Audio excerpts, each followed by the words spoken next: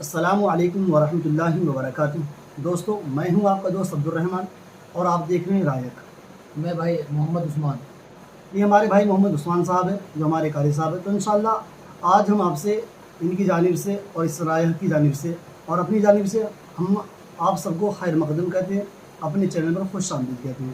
تو آج دوستو ہم بات کریں گے ڈاکٹر ذاکر نائک کے ایک ویڈیو کے متعلق۔ ڈاکٹر ذاکر نائک جو کہ بہت بڑے مشہور اور بہت ہی مشہور استاد اور زبردست اسکالر ہیں، اسلامک اسکالر ہیں وہ۔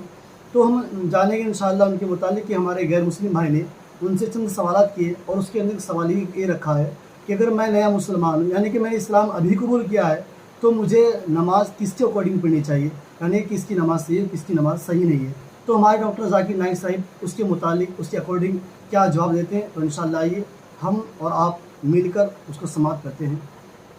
السلام علیکم ذاکر بھائی، I am Joseph Fernandes working in a call centre. میرا سوال آپ سے یہ ہے کہ مجھے کئی دوست ملے جن میں سے کچھ سیاہ ہیں اور کچھ سنی۔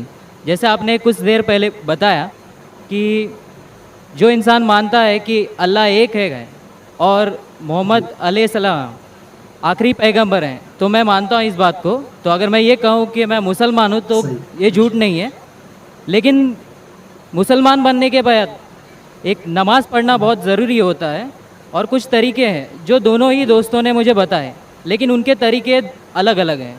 تو مجھے یہ سمجھ میں نہیں آیا کہ کس کا طریقہ میں اپناؤں، کیونکہ دونوں ہی اپنے طریقوں کو صحیح سمجھتے ہیں۔ آپ نے سوال کیا کہ اگر اللہ ایک ہے اس میں ماننا ہے اور محمد صلی اللہ علیہ وسلم پیغمبر ہے تو میں مانتا ہوں، تو اس طریقے سے مسلمان ہوں میں۔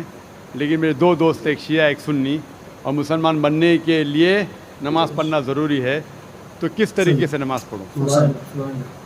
بھائی صاحب، آپ کہتے ہیں کہ اللہ ایک ہے، آپ مانتے ہیں کہ اللہ کے پیغمبر محمد صلی اللہ علیہ وسلم آخری پیغمبر ہے، تو آپ نے کہا کہ کس طریقے سے نماز پڑھوں؟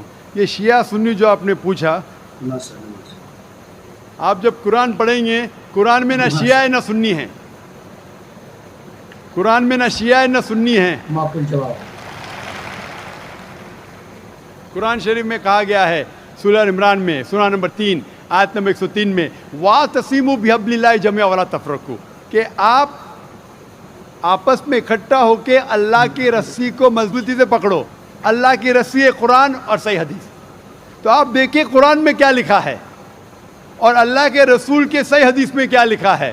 تو جو بھی آپ سے کچھ کہتا ہے، اگر قرآن اور صحیح حدیث کے مطابق ہے، آپ اس کی بات مانو۔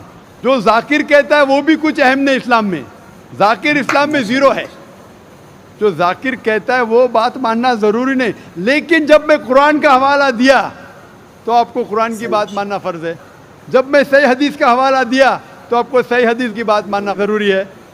تو اسی لیے کوئی بھی شخص کچھ کہتا ہے، اگر اختلاف ہے اس میں، تو پھر سے رجوع ہو جاؤ قرآن اور حدیث کے پاس، کیونکہ قرآن میں لکھا ہے سورہ نساء میں، سورہ نمبر 4 آیت نمبر 59 میں، ورس نمبر 59 میں، اطیعوا اللہ واطیعوا الرسول، اللہ کی اطاعت کرو، اللہ کی بات مانو اور اللہ کے رسول کی بات مانو۔